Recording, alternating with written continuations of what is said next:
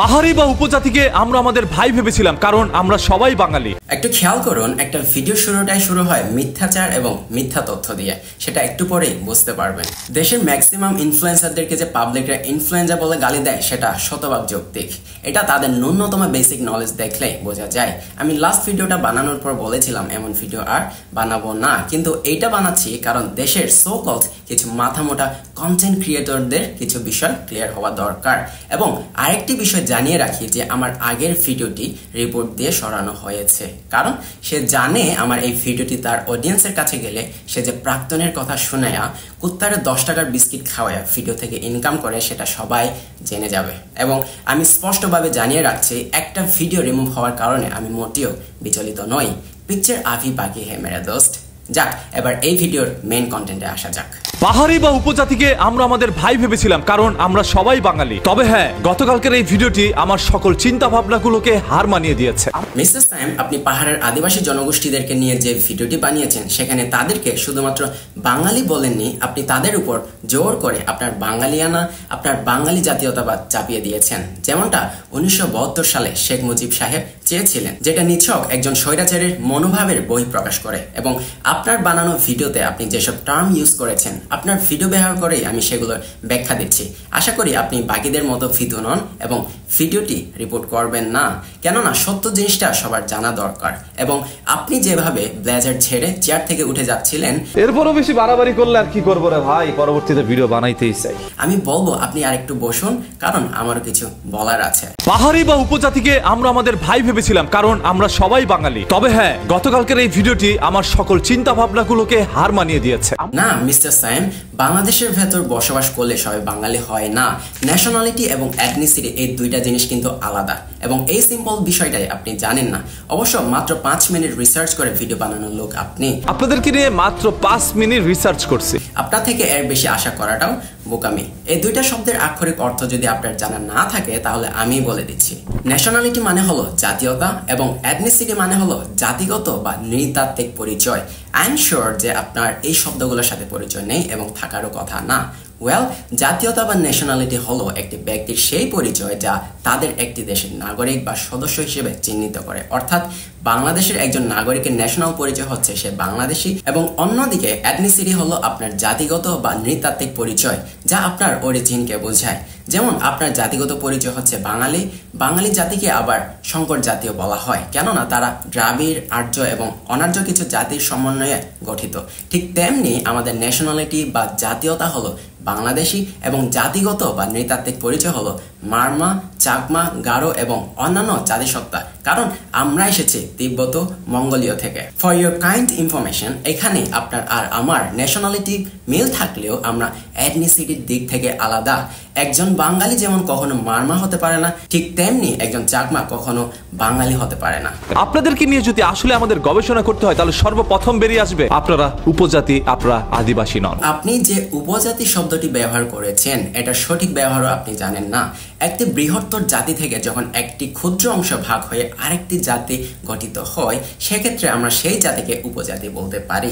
পাহাড়ে যে নৃতাত্ত্বিক জনগোষ্ঠীগুলো রয়েছে, তারা নিজেরাই এক একটি স্বতন্ত্র জাতি গোষ্ঠী। বরঞ্চ সেই সূত্র ধরে আমরা বাঙালি জাতিকেও একটি উপজাতি বলতে পারি, কারণ বৃহত্তর আর্য দ্রাবিড় জাতি থেকে বের হয়ে এসে তারা নিজেদেরকে বাঙালি জাতি হিসেবে প্রতিষ্ঠিত করেছে।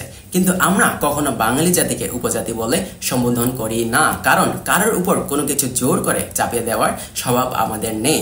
বরঞ্চ চোখ ছোট দেখলেই উপজাতি বলে, চেংচং বলে উপহাস করার আপনাদের অসুস্থ মানসিকতা থেকে বের হয়ে আসতে হবে। আপনাদেরকে নিয়ে মাত্র 5 মিনিট রিসার্চ করছি। বাংলাদেশের আয়তনের মধ্যে যা কিছু আছে সবই বাংলাদেশের। তবে বাংলাদেশের কোন একটি অঞ্চলের মধ্যে কিছু সংখ্যক মানুষ এসে যদি বলে না এটা বাংলাদেশের বাইরের জায়গা। মিস্টার সাইম, আপনি যে 5 মিনিট রিসার্চ করে ভিডিওটি বানিয়েছেন, সেটা যে ফেসবুক পোস্ট রিসার্চ করে বানিয়েছেন, সেটা বোঝার আর বাকি রইল না।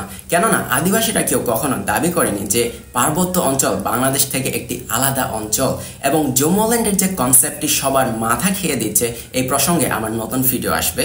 আমি আপনাকে আহ্বান করব যেন আপনিও সেই ভিডিওটি দেখবেন, কারণ আপনার জানাশোনায় বিশাল ঘাটতি আছে। 1971 সালে যখন আমাদের বাংলাদেশ স্বাধীন হয়, তখন এই লাল সবুজের পতাকা অর্জন করতে গিয়ে হাজার হাজার মা বোনের ইজ্জত হরণ হয়। লক্ষ লক্ষ মানুষ প্রাণ দিয়ে রক্তের বিনিময়ে অর্জিত করেছিল আমাদের এই লাল সবুজের পতাকা, আমাদের এই বাংলাদেশ। দেখুন মিস্টার স্যাম, মুক্তিযুদ্ধের ইতিহাস সবাই জানে এবং এটা নিয়ে এত বিস্তারিত না বলে আপনার মূল্যবান সময় অপচয় না করলেও পারতেন, কিন্তু যেই বিষয়টি আপনারা জানেন না সেটি হলো এই মহান মুক্তিযুদ্ধে আমাদের আদিবাসী বীররাও তাদের তাজা রক্ত দিয়ে স্বাধীনতা এনেছিল এবং এটাকে অস্বীকার করার কোনো সুযোগ নেই। স্বাধীন সেই দেশের মধ্যে হঠাৎ করে কোথা থেকে এসে পড়েন আপনারা? আমাদের এই স্বাধীন বাংলাদেশের মধ্যে আপনাদেরকে জায়গা করে দিয়েছিলাম আমরাই বাঙালিরা, যেভাবে এখন জায়গা করে দিয়েছি রোহিঙ্গাদের। দেশ স্বাধীন হবার পর পার্বত্য অঞ্চলে আদিবাসী জনগোষ্ঠীরা হঠাৎ করেও আসে নাই, মাত্র 40 থেকে 45 বছর আগেও আসে নাই, এবং রোহিঙ্গাদেরকে যেভাবে আশ্রয় দিয়েছেন সেভাবেও আমাদেরকে আশ্রয় দেন নাই। আপনি আরো বলছেন রোহিঙ্গাদেরকে আপনারা দয়া দেখিয়ে থাকার জায়গা দিয়েছেন। No mister Sayem, you are very very wrong. দয়া দেখিয়ে কোনো সার্বভৌম দেশে কাউকে থাকতে দেবার কারো সাধ্য নেই। বিশ্বের সকল দেশ হিউম্যান রাইটস এবং কিছু কনভেনশনের কিছু লিগাল বাইন্ডিং এর মাধ্যমে পালিয়ে আসা আশ্রয় সন্ধানকারীদের আশ্রয় দিতে বাধ্য হয়। যেভাবে 1971 সালে মহান মুক্তিযুদ্ধের সময় বাংলাদেশ থেকে পালিয়ে যাওয়া আশ্রয় সন্ধানকারীদেরকে ভারত আশ্রয় দিয়েছিল, এরকম অনেকগুলো কনভেনশন আছে। তার মধ্যে একটি হলো দ্য 1951 রিফিউজি কনভেনশন, এবং এটার আর্টিকেল 33-তে বলা আছে কোনোভাবেই তাদেরকে বিপদগ্রস্ত জায়গায় ফেরত পাঠানো যাবে না। স্বাধীন সেই দেশের মধ্যে হঠাৎ করে কোথা থেকে এসে পড়েন আপনারা? ব্রিটিশ শাসনামল থেকে পার্বত্য চট্টগ্রামে কারা বসবাস করে আসছিল, ইউ হ্যাভ নো আইডিয়া, এবং এসব আপনার না জানলেও চলবে, কারণ যারা জানেন তারা ঠিকই জানেন। আপনি যে ধরনের ভিডিও বানান বরঞ্চ সেগুলোতে মনোযোগ দিন, ভালো ভিউ আসবে। অ্যাটলিস্ট 5 মিনিটের ফেসবুক রিসার্চ নিয়ে জিওপলিটিক্যাল ফিল্ডে আসবেন না। আবেগী বাঙালি ভাইদের সেন্টিমেন্ট পেলেও বেশিরভাগই সকাল বিকাল গালি খাবেন। আমি গত ভিডিওর মধ্যে সম্পূর্ণ আপনাদের পক্ষে কথা বলেছিলাম, আপনাদের উপরে যে অন্যায় অত্যাচার করা হচ্ছে সেটার বিপক্ষে যেন সবাই রুখে দাঁড়ায়। তবে এইরকম একজন মানুষের মুখ থেকে এই কথাটা শোনার পরে মনে হচ্ছিল আমার ওই ভিডিওটা বানানো উচিত হয় না। আপনিও দেখি হলুদ মিডিয়ার মতো এক পক্ষ নিয়ে ভিডিও বানান, যারা ভণ্ডামি করে তারাই পক্ষ এবং বিপক্ষ নেয়, এবং আপনার ভিডিওতে যেসব ভিডিও ফুটেজ ইউজ করেছেন সেগুলো কোনোটাই বাংলাদেশের পার্বত্য অঞ্চলের না, সবগুলোই সালাউদ্দিন সুমন ভাইয়ের কম্বোডিয়া ভ্রমণের ট্রাভেল ব্লগ থেকে নেওয়া। এটাই আপনার রিসার্চ? সালাউদ্দিন সুমন ভাইয়ের এই ভিডিওটির টাইটেলটা একটু দেখুন। উনি কম্বোডিয়ার ওই অঞ্চলের অধিবাসীদেরকে আদিবাসী বলে উল্লেখ করেছেন, এবং ভিডিওর এভরি সিঙ্গেল ওয়ার্ড ছিল আদিবাসী, আদিবাসী এবং আদিবাসী। এখানে আপনারা পার্থক্যটা বুঝতে পারবেন কে শিক্ষিত এবং কে একটি কমিউনিটিকে সম্মান দিয়ে কথা বলতে জানে। মজার ব্যাপার হলো মিস্টার সায়েম সালাউদ্দিন ভাইয়ের ভিডিও ফুটেজ ইউজ করলেও ভিডিওতে যে উনি আদিবাসী শব্দটি বলেছেন সেটা শুনে নেয়। যারা স্বশিক্ষিত তাদেরকে আসলে গলা ফাটিয়ে কিছু বলতে হয় না। আজকের এই ভিডিও এখানে থাক, এবং মিস্টার সায়েম কেমন শিক্ষিত, কেমন রিসার্চার এবং কেমন কন্টেন্ট ক্রিয়েটর সেটা আপনারা জাস্টিফাই করবেন, এবং প্লিজ নিচে কেউ গালাগালি করবেন না। Double piece.